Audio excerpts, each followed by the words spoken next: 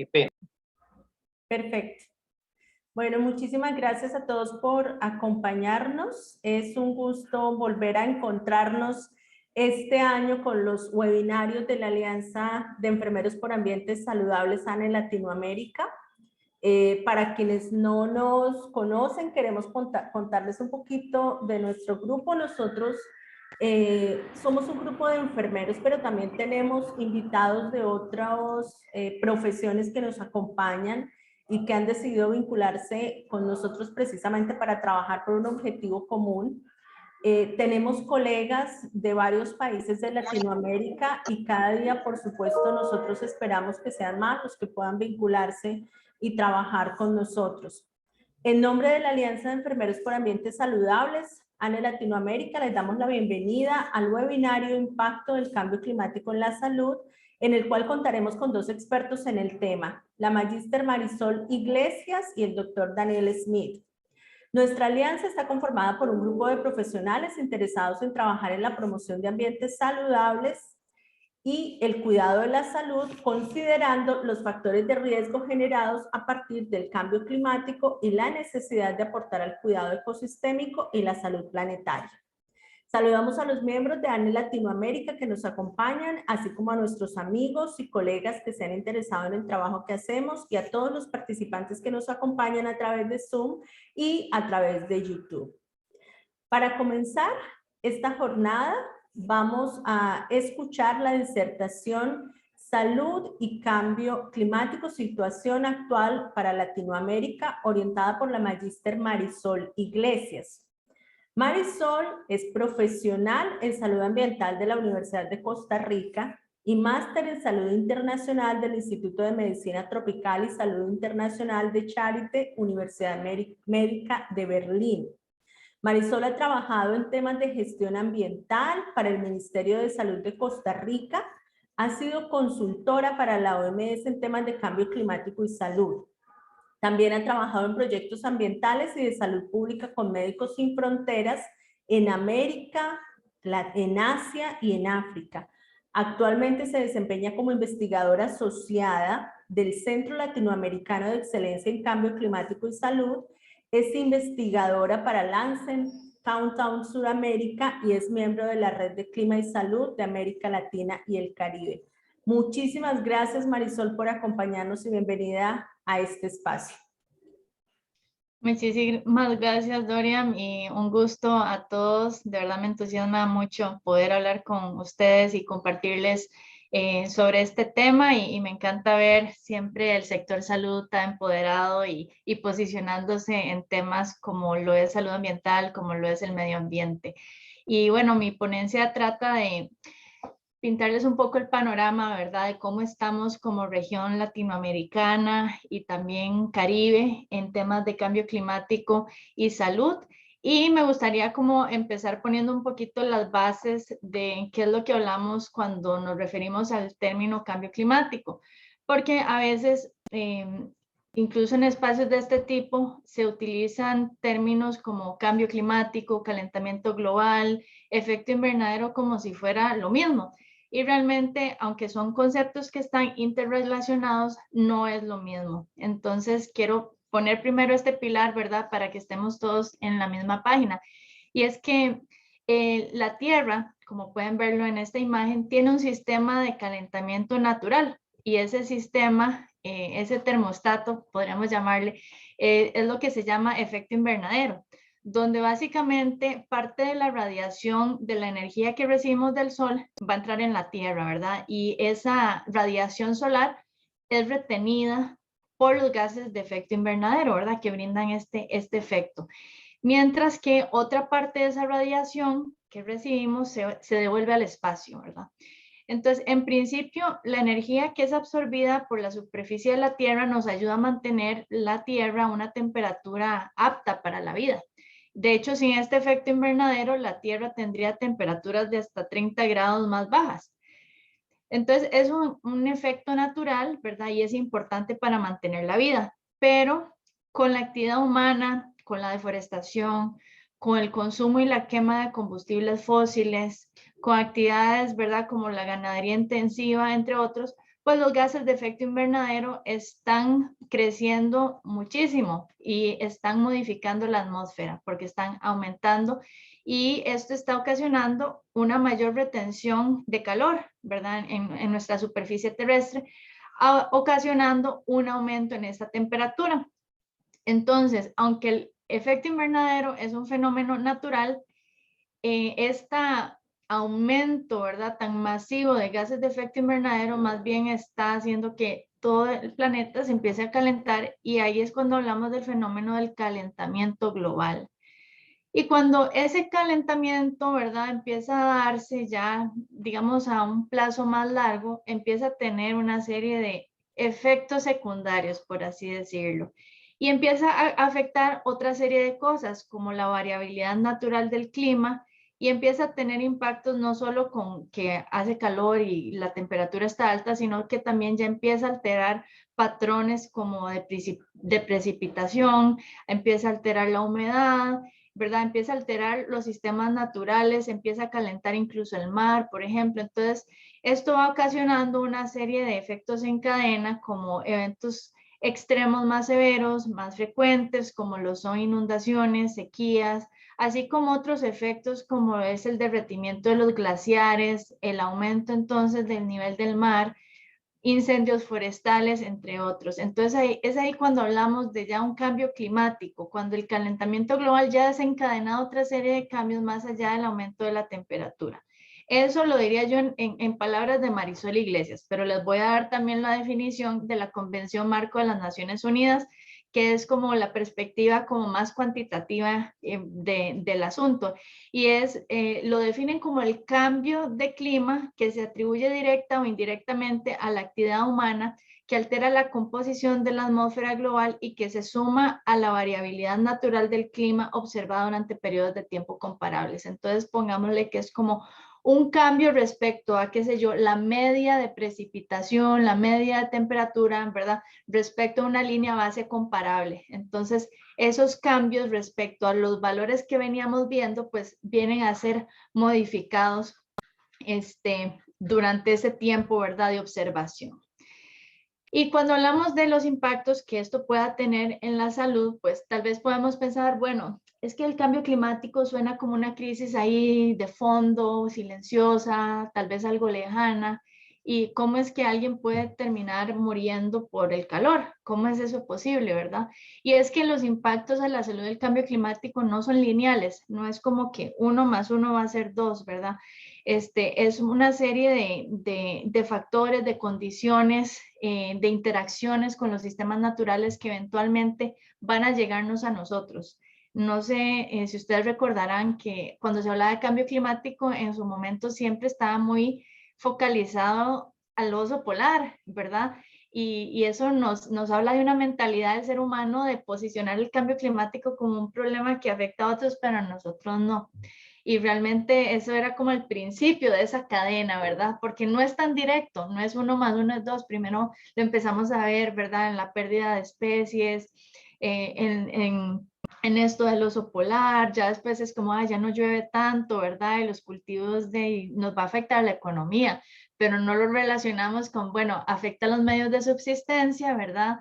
Las personas ya no van a tener seguridad alimentaria, esto puede tener impactos a nivel nutricional en la población, puede tener impactos en la migración, ¿verdad? En búsqueda de lugares donde sí se pueda proveer alimento, y no solo alimentos, sino también un medio de subsistencia para que las personas puedan trabajar, por ejemplo. Entonces, por eso digo que no es lineal, ¿verdad? Porque tal vez no es una receta.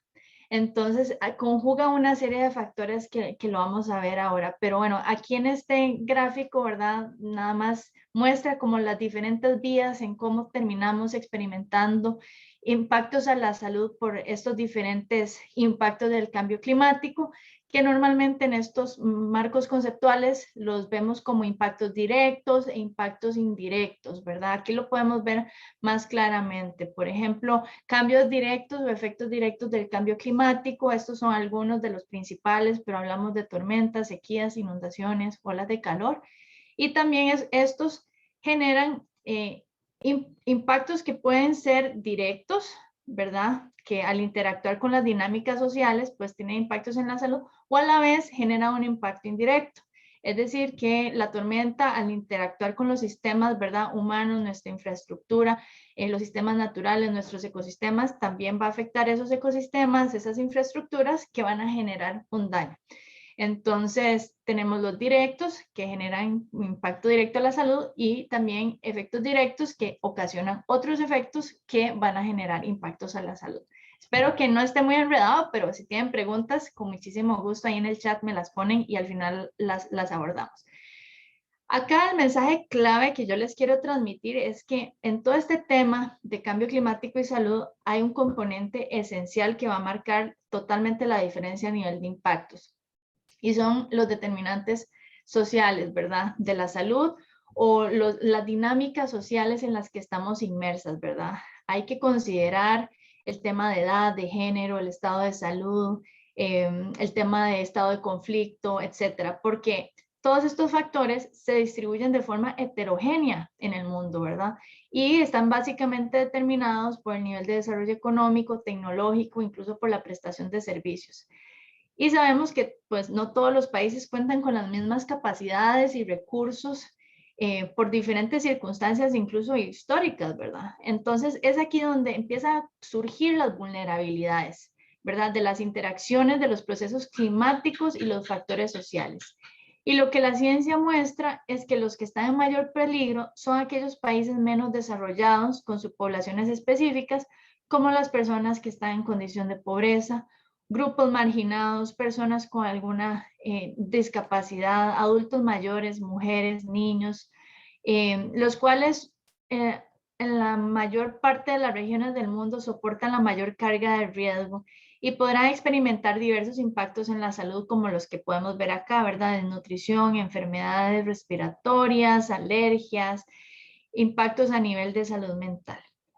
Bueno, dicho esto, y ya se me fue la mitad del tiempo, les quiero contar un poco del contexto de Latinoamérica y el Caribe, con base en los reportes más importantes que han salido recientemente, que son el Informe de Estado del Clima de América Latina y el Caribe de la Organización Meteorológica Mundial y también el sexto informe del Panel Intergubernamental de Cambio Climático, que muestran cambios actuales y futuros en el sistema climático en comparación con los niveles que teníamos antes a nivel preindustrial. Y en el contexto de Sur y Centroamérica estamos hablando de más frecuentes y más severos eventos extremos. Estamos hablando de ciclones tropicales, por ejemplo, tormentas de polvo, tormentas, ¿verdad?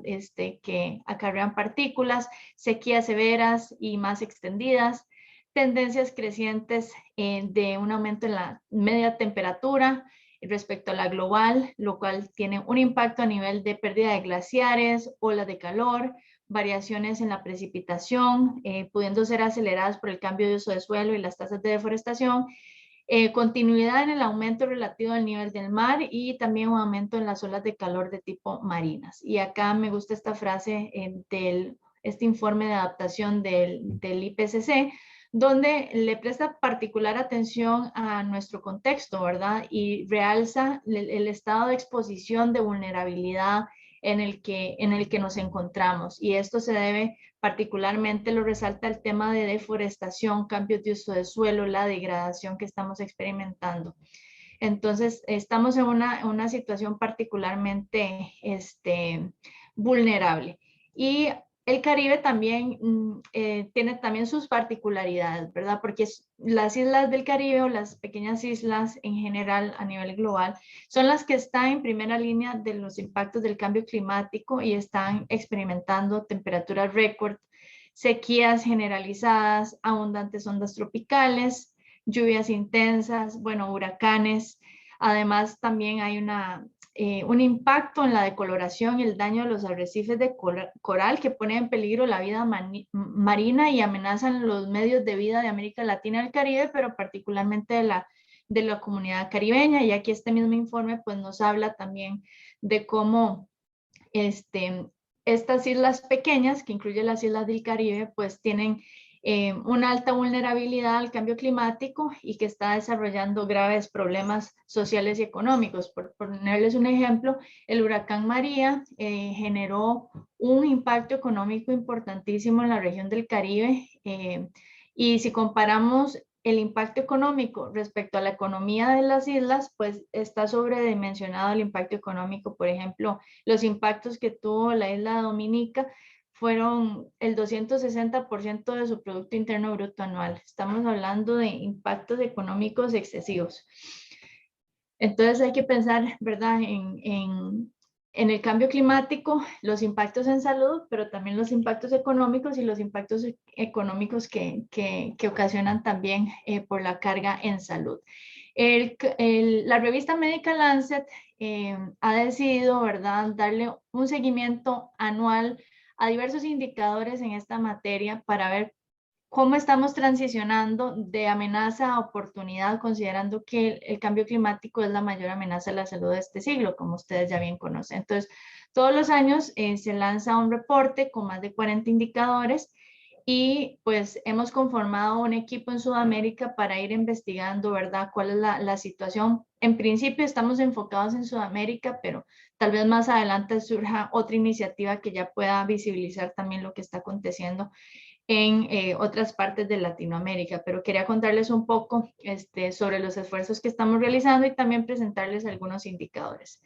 Pero ¿por qué es tan importante Latinoamérica? Bueno, nosotros albergamos importantes componentes del sistema climático. Por ejemplo, albergamos la Amazonía, la cual es un pulmón para nuestro planeta y que su afectación, aunque esté circunscrita a Sudamérica, en realidad puede tener repercusiones globales. Temas como la deforestación, el cambio de uso de suelo, sequías, incendios forestales la han ido destruyendo poco a poco.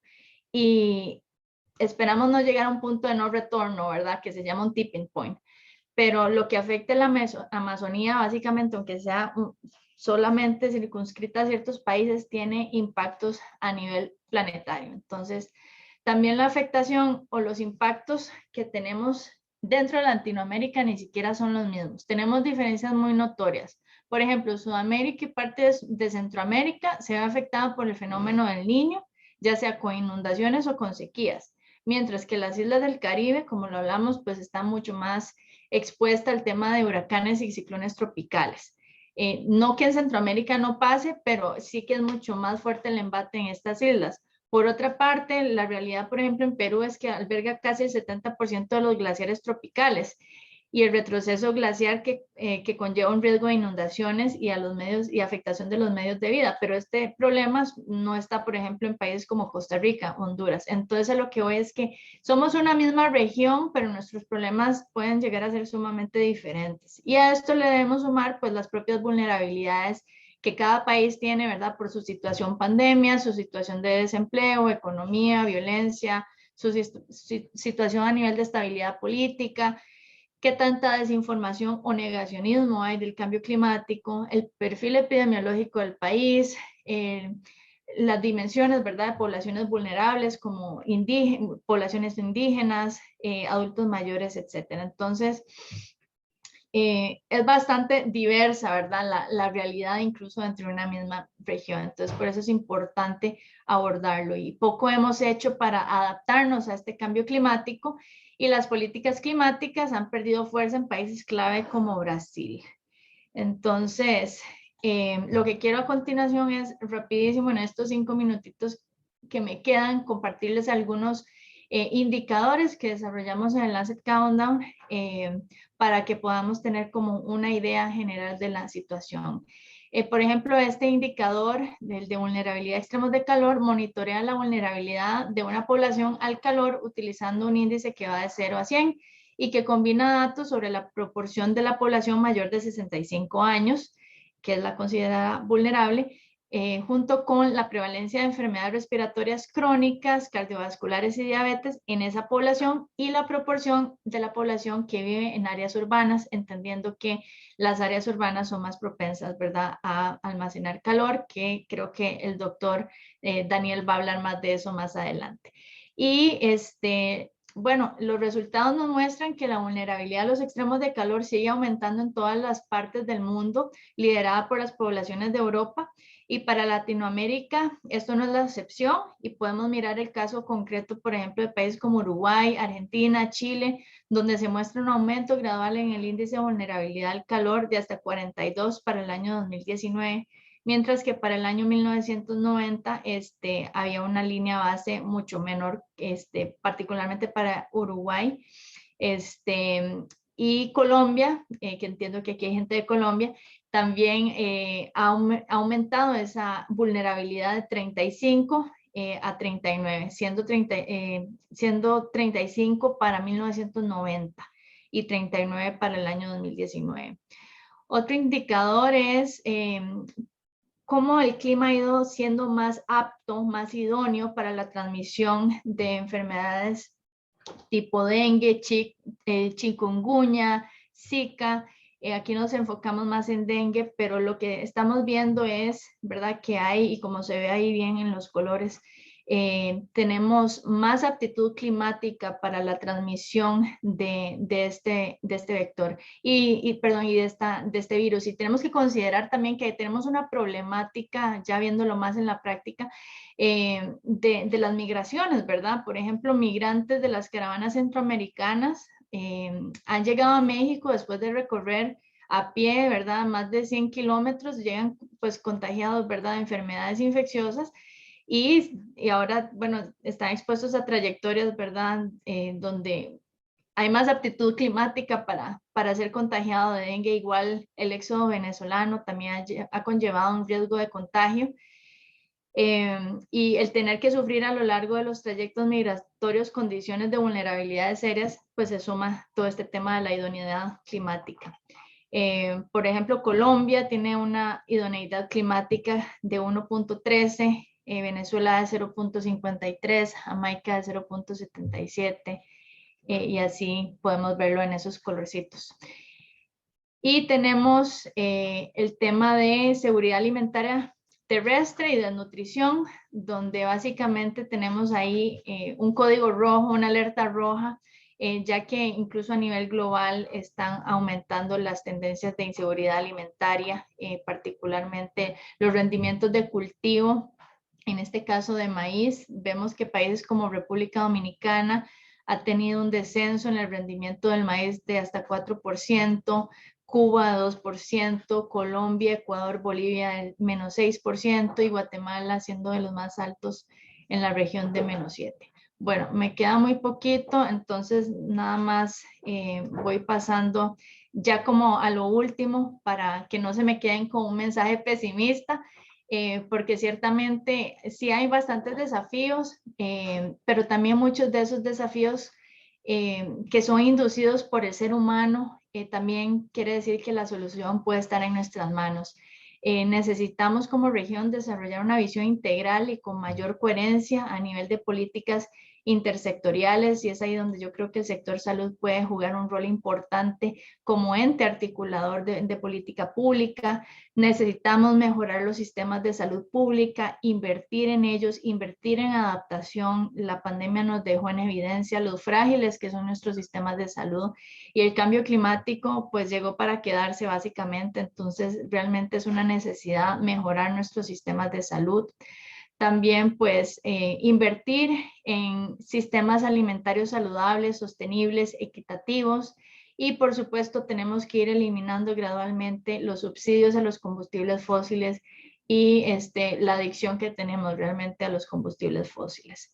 El sector salud es un actor clave en lo que respecta a la incidencia, la articulación de la necesidad de acción climática, y puede ser, como les mencioné, ese actor estratégico para esa acción intersectorial si logra transmitir, ¿verdad?, el argumento de los cobeneficios en la salud. Ahí hay unas fotitos, ¿verdad?, donde vemos algunos hospitales de la red de hospitales verdes, donde han ido implementando cambios para mejorar la huella de carbono de los hospitales. Y también vemos acá en esta foto a varias organizaciones que forman parte del sector salud, teniendo su voz, teniendo su posición en lo que fue la cumbre de cambio climático que se dio en Glasgow el año pasado. Las evidencias, ya para concluir, nos muestran que hay tendencias climáticas críticas que están empeorando y exacerbando la pobreza y la desigualdad debido a las respuestas tardías e inconstantes de nuestros países. Y nuestros países deben aprovechar la acción climática como esa oportunidad para mejorar la salud de las poblaciones. Nuestros gobiernos deben elevar su ambición climática y eso tiene mucho que ver con reducir emisiones y desarrollar acciones políticas que fortalezcan el sistema de salud y aseguren que la salud esté en el centro de la respuesta nacional y regional de la crisis climática. A ustedes que son enfermeros y entienden ya todo este tema del nexo salud-medio ambiente, les motivo a trabajar, a posicionarse o seguirse posicionando para ser ese ente articulador que rompa con los hilos sectoriales y funja como ese eje transversal, entendiendo que la acción en cambio climático produce beneficios a la salud pública y ese es un argumento muy potente para hacer algo al respecto. Ustedes también entienden bastante ya sobre el concepto de salud planetaria y creo que ese es un marco de pensamiento y un marco de planteamiento súper importante que debe ser aprovechado por nosotros para poder seguir siendo como ese puente entre sectores para pues unirnos entre todos, porque al fin y al cabo todo lo que estamos haciendo no lo hacemos por el oso polar, lo hacemos al final para que esto sea un planeta habitable para el oso polar, para la ranita, para el ser humano y para las futuras generaciones. Bueno, aquí los dejo y le doy la palabra entonces a Dorian. Muchísimas gracias. Estimada Marisol, muchísimas gracias. Realmente es supremamente enriquecedor para nosotros como miembros de la Alianza de Enfermeros Ambientalistas poder tener este tipo de invitados que nos dan otras visiones, no solamente desde enfermería, sino diferentes disciplinas, porque al final de cuentas todos estamos caminando por la misma ruta, así que es supremamente interesante. Bueno, primer pregunta que nos colocan en el chat, la colega Milagros Mendoza pregunta que si es posible que puedan tener tu correo electrónico. Claro que sí, ya lo estoy escribiendo, ahí les va. Perfecto. Y la doctora María Alejandra Oroztegui pregunta, ¿hay estudios de correlación de enfermedades como producto del cambio climático por países? Sí, claro. De hecho, esa es una de las evidencias que más fuertemente tenemos y es cómo el cambio climático está afectando la salud mental, la desnutrición, está teniendo impacto también en nuevas enfermedades como la enfermedad renal no tradicional, que creo que es lo que el doctor va a hablar a continuación. Yo nada más puse como el panorama más general de estas interrelaciones, pero es una rama que es creciente y yo diría que la brecha más grande es investigación que vincule los efectos del cambio climático en la salud mental y esto obedece más que todo un tema de lo difícil que es vincular directamente que alguien, digamos, diga, sí, es que hubo una sequía y por eso tengo tendencias suicidas. No, ¿verdad? Hay un vínculo de que, bueno, hubo una sequía, yo dependía de la tierra, ¿verdad? Mi trabajo era la agricultura, perdí entonces mi trabajo, eso me generó un problema familiar económico, tuve que emigrar a otro lugar, eso implicó que yo perdiera mi red de apoyo, que mi comunidad me rechazara, ahora soy un ajeno en esta otra comunidad, no he conseguido trabajo y un montón de otras presiones que al final el origen fue la sequía. Pero no se diría directamente que por eso la persona está deprimida o ansiosa o demás. Entonces, hay muchos vacíos, por ejemplo, en este tema de salud mental, pero yo creo que sí hay bastantes evidencias en áreas como lo son enfermedades infecciosas, hay muchísimos estudios, ¿verdad, Dorian? Con cómo va aumentando, ¿verdad? La prevalencia del dengue, o cómo está apareciendo el dengue en países donde normalmente no tiene que haber dengue, ¿verdad? Entonces, sí existen bastantes evidencias. Yo te invito a mirar en muchos de las revistas de la Lancet, tiene una que se llama Lancet Planetary Health, donde ahí publican, ¿verdad?, estudios de este tipo. También hay una revista nueva que se llama The Journal of Climate Change and Health, donde ahí también sale bastante información. Entonces, por ahí no me meto más para darle espacio al doctor y que comente más el tema de extremos de calor, pero muchísimas gracias por las preguntas. No sé si habrá algo más. De resto, agradecimientos, que estuvo muy interesante. Así que muchísimas gracias. Ya saben que ustedes pueden ingresar al informe de Lancet Countdown y poder conocer a fondo el trabajo que realiza justamente este grupo de investigación, en el que hay un equipo interdisciplinario y justamente también hay participación de enfermería. Ahí está la colega Yasna, que también forma parte de la red de clima y salud. Entonces, maravilloso poder ver cómo desde las diferentes profesiones estamos trabajando. Estimada Marisol, muchísimas gracias. Un abrazo caluroso hasta Costa Rica y esperamos poder contar nuevamente contigo en otro espacio con este grupo que cada día va creciendo. Nosotros realmente somos un grupo joven en Latinoamérica y estamos justamente tratando de sensibilizar e invitar a nuestros colegas a que se vinculen y que cada vez seamos más los que estamos trabajando por la salud, el cambio climático y un entorno mucho más saludable para todos. Me encanta, muchísimas gracias a ustedes. De hecho, sí, Yasna es enfermera y ella está haciendo su doctorado, me parece que en extremos de temperatura y temas de mortalidad. Entonces, estén atentos porque hay una enfermera ahí haciendo historia también con estudios en Chile. Así que, bueno, muchísimos éxitos a Daniel también. Y bueno, ahí quedo atenta a la grabación porque tengo otro compromiso. Que tengan buena tarde. Gracias, feliz tarde para ti también. Bueno, a continuación vamos a escuchar a un colega nuestro, el doctor Daniel Smith, quien nos va a disertar en torno a una ponencia que realmente les voy a decir una cosa. El título es muy interesante, como él lo titula: desde el campo hasta la silla de diálisis, cómo el calor impacta a los riñones. El doctor Daniel es doctor en enfermería, profesor investigador de la Facultad de Enfermería Mary Louise Fitzpatrick de la Universidad de Villanova, Estados Unidos. Espero haberlo pronunciado bien, estimado Daniel. Él fue becario de la Fundación Robert Wood Johnson y sus intereses en investigación se encuentran en la intersección de la comprensión de los efectos del cambio climático en los resultados de salud de las poblaciones marginadas y cómo podemos desarrollar resiliencia climática y habilidades de adaptación en comunidades y sistemas de salud. Ha trabajado en el entorno clínico con múltiples poblaciones de refugiados e inmigrantes en el entorno de atención primaria y actualmente es copresidente del Comité de Cambio Climático de ANE. Muchísimas gracias, estimado Daniel, por acompañarnos. Bienvenido. No, gracias para la invitación y para la introducción también. ¿Me pueden ver la pantalla bien? Sí, señor, hay que ampliarla. Perfecto. Ok. Perfecto, muy bien, gracias. Bueno, pues yo voy a hablar hoy sobre mi tesis doctorado y yo investigué cómo el calor impacta a los riñones de la gente que trabaja en los Estados Unidos como trabajadores migrantes. Y se diseñó la sociedad estadounidense para mantener las diferencias del poder que requieren los trabajadores migrantes.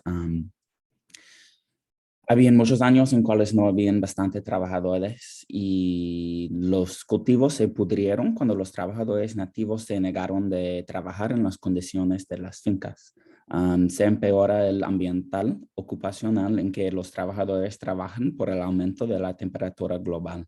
Los 5 últimos años han sido los más calientes de la historia en el mundo y sin embargo los trabajadores agrícolas no son las únicas que se sienten los efectos de calentamiento global. Todos los trabajadores que trabajan afuera sí se los sienten. El cambio climático nos ha dado una nueva enfermedad crónica que se llama la enfermedad renal crónica de causa no tradicional o la ERCNT. Y esta enfermedad impacta principalmente a los trabajadores que cultivan la caña de azúcar en varios países de Centroamérica, como Costa Rica, Nicaragua, Salvador, Honduras. Y las personas que la tienen, ellos se desarrollan su enfermedad sin las causas tradicionales de la nefropatía.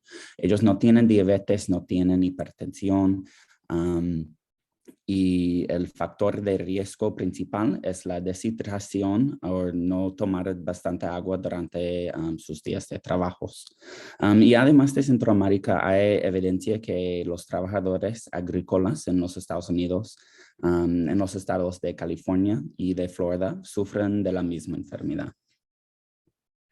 Así que la pregunta principal de mi tesis doctorado fue: ¿hay evidencia de la ERCNT en trabajadores de los Estados Unidos más que los agricultores? Y nuestro equipo de investigación ya tenía conexiones y estábamos haciendo investigaciones con los trabajadores agrícolas en el estado de Florida. Así que yo quería investigar las historias ocupacionales de las personas que ya habían tenido la enfermedad renal en un área urbano como Atlanta, en el estado de Georgia. Y para hacer esto, yo tenía que formar conexiones con el hospital público en Atlanta, y este hospital se llama Grady. Y este hospital provee la mayoría de los servicios clínicos a las personas que no tienen papeles en Atlanta. Y por ser un estado que no expandió la cobertura del seguro nacional, y este seguro paga por los que no tienen seguro privado. Así que Georgia no hizo esto, así que la única manera de recibir diálisis para los que no tienen papeles es de una forma urgente por las urgencias de un hospital. Y las personas que reciben su diálisis de esta forma normalmente solo reciben diálisis una vez a semana, tal vez una vez cada 2 semanas, depende del hospital. Sin embargo, el hospital de Grady ha implementado un programa de diálisis de forma urgente que provee diálisis a las personas que no tienen papeles desde 2 hasta 3 veces por semana para tener mejores trayectorias clínicas en ellos y para guardar dinero para el hospital también. Y los objetivos del estudio para mi tesis fueron: primero, definir las vulnerabilities por el trabajo y informar áreas de prevención para ellos. En este foto puedes ver yo al izquierdo, otra enfermera a la derecha y algunos estudiantes que nosotros teníamos como estábamos haciendo como un intercambio entre Emory y el hospital de Grady con ellos.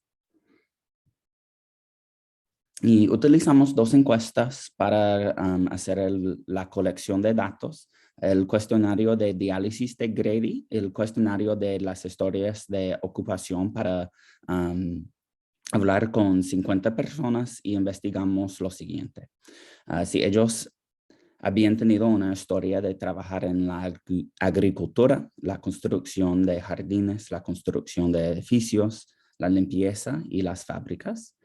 Si ellos habían recibido entrenamiento de la protección contra el calor y contra las químicas en el trabajo. La edad al recibir su diagnosticado de la nefropatía crónica. Si ellos tenían una historia de diabetes y la edad que ellos tenían cuando ellos recibieron su diagnóstico, y también una historia de hipertensión y la edad, y finalmente si ellos tenían una historia de lesiones en el trabajo. Y el análisis del estudio tenían 2 métodos, estadísticas descriptivas y el procesamiento del lenguaje natural para investigar las historias del trabajo de texto libre. Y yo tuve que usar esta forma porque cuando uno haga la colección de datos de ocupación,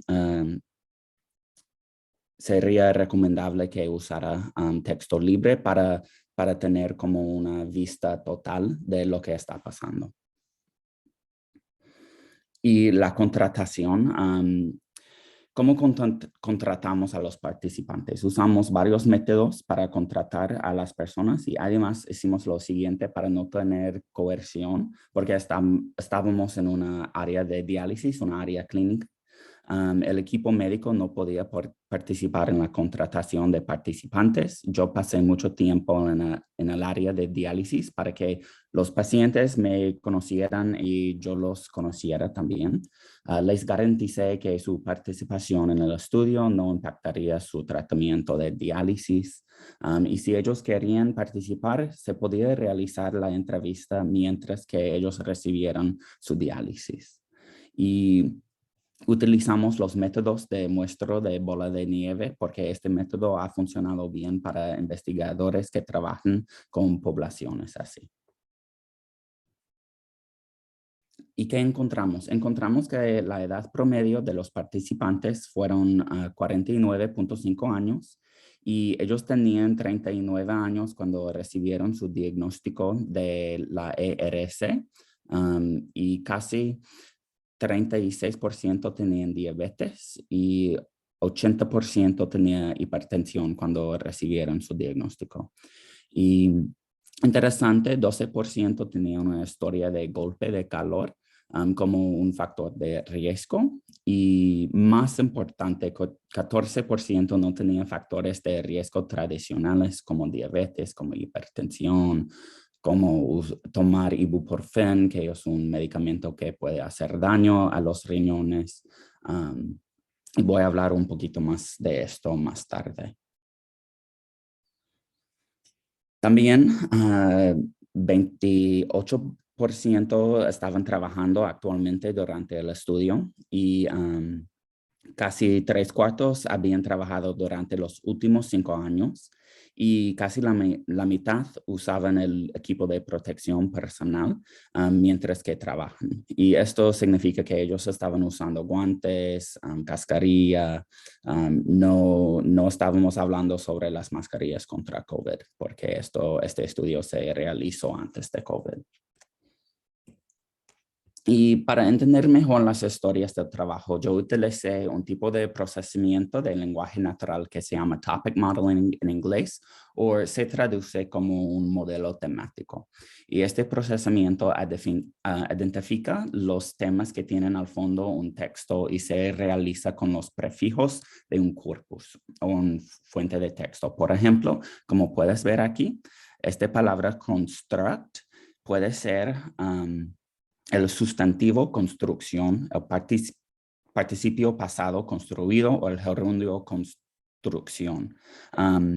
Y todas las palabras tienen que ser en su prefijo para tener el mismo significado. Y además, este proceso se quita las palabras que no dan significado al texto como un o el. Y para identificar los modelos que tiene este texto, se realiza el análisis de componente principal usando todos los temas identificados del texto. Y para este análisis, los temas se aparecieron en 2 grupos y el modelo final se realizó con 2 componentes principales y resultó en los modelos que ven aquí. Y como puedes ver, la beta aquí representa la importancia que una palabra tiene para un tema y una beta más grande significa una importancia más grande para el tema. Y finalmente dimos los nombres trabajo afuera y trabajo adentro a los 2 modelos. Así que como puedes ver, este tiene palabras que nos indica que estos fueron las historias de los que trabajan adentro, como adentro de edificios, en la limpieza, y en estas palabras nos indican que estos fueron de los que trabajan afuera, como en construcción de jardines, en la agricultura, en las fincas. Y también otro resultado interesante fueron esta nube de palabras que tienen los resultados a la pregunta ¿hay riesgos en el trabajo? Y como puedes ver, la mayoría de las personas dijeron que no había riesgos en el trabajo. Y esto fue algo para yo yo soy un enfermero de la ocupación, del trabajo, y esto fue muy interesante porque siempre hay riesgos en el trabajo, pero las personas me dijeron que no habían. ¿Y qué significa todo eso? Pues el resultado más fuerte, más importante es que 7 de los 50 personas de este estudio no tenían factores de riesgo tradicionales para la nefropatía. Y estos 7 personas trabajaban en la construcción de jardines y la construcción de edificios. Así que es posible que la ERCNT puede existir en los trabajadores más que los agricultores aquí en los Estados Unidos y en otras áreas urbanas en Latinoamérica también. Y para los enfermeros, ¿qué significa todo eso? Pues vimos lo siguiente, que los participantes de este estudio fueran más jóvenes que el promedio nacional. La edad promedio para recibir la diálisis en los Estados Unidos es 62 años por todas las raíces y géneros, y para los latinos la edad promedio es 58 años. También la mayoría de las personas nos dijeron que ellos vivían en la pobreza y que alquilaban su casa. Y por vivir en la pobreza sabemos que las enfermeras deben hacer referencia a los servicios sociales y debemos preguntar qué tipo de vivienda tienes en su vida. Y esta evaluación de la vivienda puede ayudar a tener una casa segura para los pacientes. Y también si nosotros hacemos una referencia a los servicios sociales, este puede ayudar con los niveles, los altos niveles de morbilidad y mortalidad que las personas que reciben diálisis tienen. También vimos que los participantes de este estudio tenían un mayor nivel de empleo que los niveles nacionales para los que reciben diálisis. Por ejemplo, 28% de las personas en este estudio estaban trabajando, y en comparación el nivel nacional de empleo por los que reciben diálisis solo es 23%. Así que ellos siguen trabajando mientras que reciben su diálisis, y nosotros como enfermeros tenemos que preguntar, ¿usted trabaja? Sí, usted trabaja. ¿En qué trabaja? ¿Usted usa el equipo de protección personal en su trabajo? Y además, todos los enfermeros deben destacar la importancia del uso del equipo de protección personal, porque vimos también que solamente la mitad de los participantes estaban usando equipo de protección personal. Y el resultado principal, más que el 14%, no tienen los riesgos tradicionales para la nefropatía, es que hay una diferencia en cómo el calor puede impactar a los que trabajan afuera y los que trabajan adentro. Por ejemplo, los que trabajan adentro pueden sentir los efectos del calor por no tener aire acondicionado en sus edificios o trabajar en las cocinas calientes.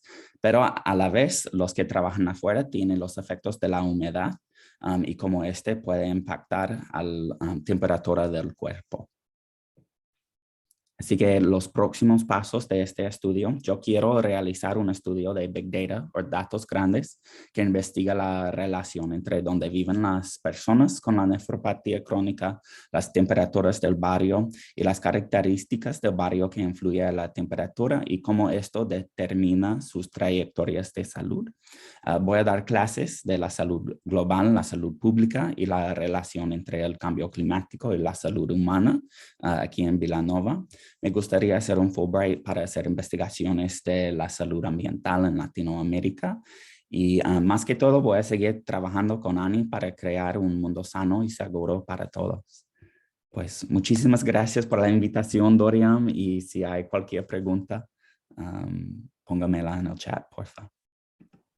Muchísimas gracias, estimado Daniel. Qué trabajo tan interesante, y me parece además que muy importante poderle mostrar también a los estudiantes que nos acompañan el día de hoy, los profesores que recién están iniciando procesos de investigación, que en enfermería podemos indagar los fenómenos desde diferentes visiones, lo cual es absolutamente maravilloso. Así que felicitaciones por ese trabajo. No, gracias. Antes de proceder a las preguntas, les voy a pedir por favor a los asistentes que para recibir el certificado desde ANE Latinoamérica registren su asistencia en el enlace que les acabo de compartir en el chat. Bueno, y ahora sí procedemos a las preguntas. ¿Qué preguntas tienen, estimados invitados asistentes? Ok, por acá está la doctora Maribel Díaz Vázquez, de Perú. Muchísimas gracias, Maribel, por acompañarnos. La pregunta es, ¿cómo procesaron los datos cualitativos?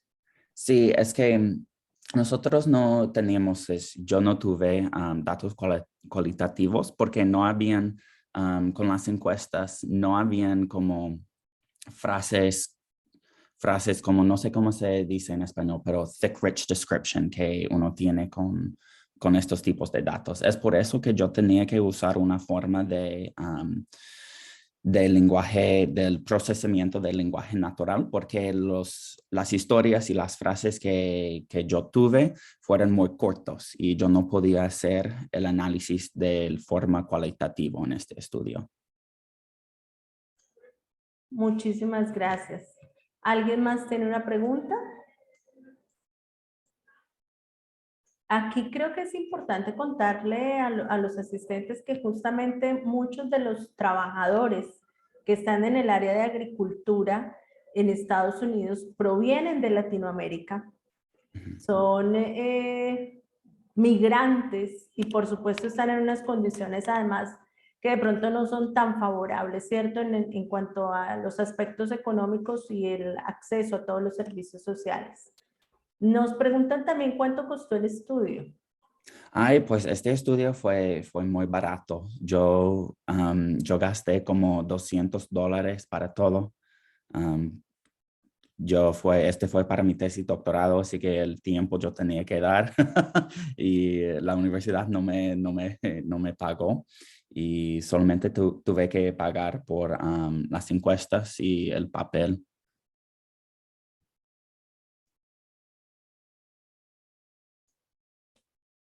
Perdón, Daniel, muchísimas gracias. Ay, perdón, Angie me está haciendo aquí un comentario que hay un error en el formulario. Un minuto, por favor. Ya verificamos si efectivamente no cogió el cambio. Me excusan un minuto. Mientras tanto, ¿hay alguna otra pregunta para el doctor Daniel?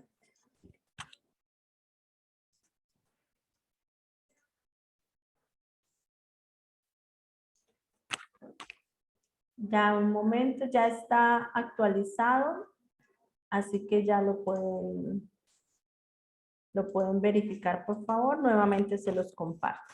¿Alguna pregunta para el doctor Daniel? Acá me están preguntando por el chat interno que cuál fue el motivo que te llevó a indagar justamente este fenómeno y en esta población. Sí, no, es que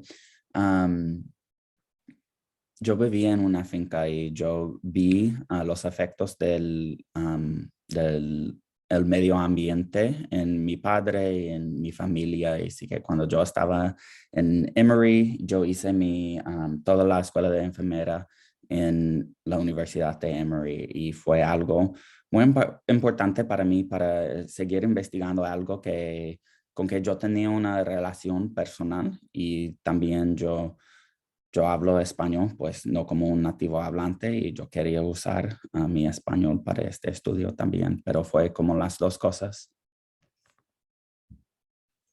Perfecto, muchas gracias. Acá hay otra pregunta, perdón, creo que el link ya está recibiendo respuestas, por favor me confirman. La pregunta es, ¿por qué es importante que el profesional de enfermería participe en este tipo de estudios? Pues porque pues yo creo que las enfermeras y los enfermeros, nosotros tenemos que luchar por las personas que no pueden luchar por sí mismo y participar en unos estudios así es una manera de luchar. Totalmente de acuerdo. Sí. Además que poblaciones que no son tan visibles en todos los entornos, así que maravilloso. Perfecto, muchas gracias. ¿Alguien más quiere hacer una pregunta?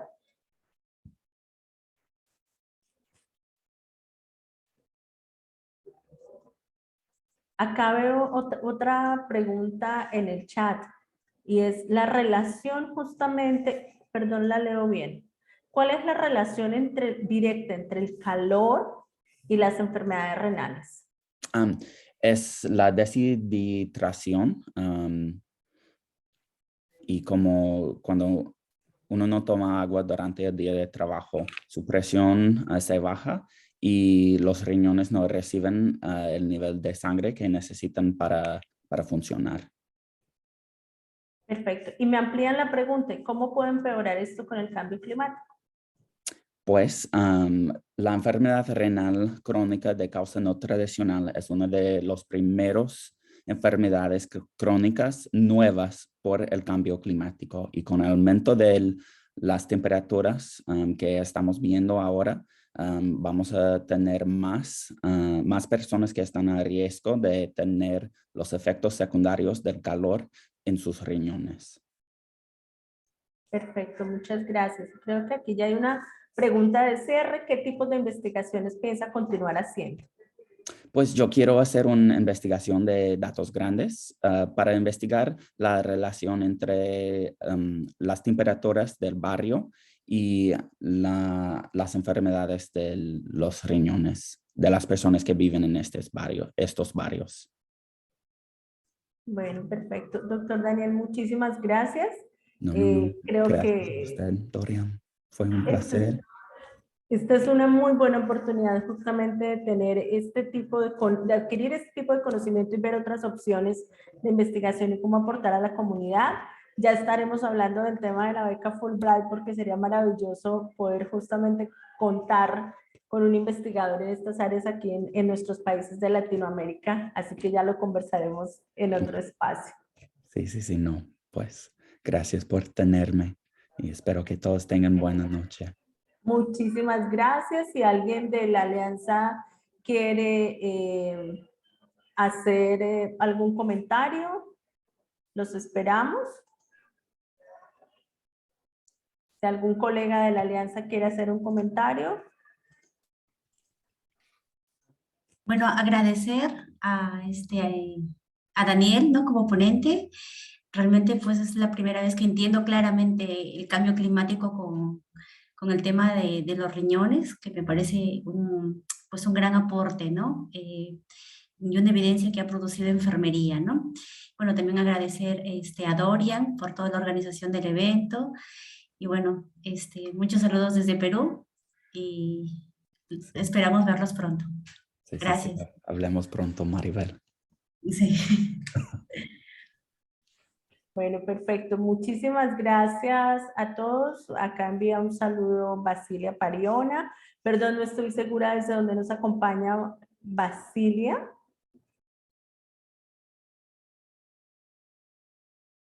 Creo que es la primera vez que ella nos acompaña en estos eventos. Bueno, a todos desde Perú, bienvenida. Muchísimas gracias. Bueno, muchísimas gracias a todos. Esperamos verlos en el webinario del mes de mayo. Ya les estaremos enviando las invitaciones. Y a todos les queremos contar que también a los correos electrónicos y las personas que estén interesadas y nos dejen sus datos en cualquiera de los dos links que compartimos, les enviaremos la invitación para el cuarto encuentro, la cumbre de la Alianza de Enfermeros por Ambientes Saludables, que se va a realizar en el mes de mayo y donde también estaremos compartiendo diferentes experiencias en torno a estas temáticas de salud, cambio climático. Muchísimas gracias a todos y que tengan una feliz noche. Muchas gracias. Dorian, muchas gracias. Excelente, qué dicho. Y estamos en comunicación. Bueno, claro que sí. Nos vemos el próximo mes con el favor de Dios. Sí, muchísimas gracias. Que esté bien. Feliz noche para todos. Lo mismo. Gracias.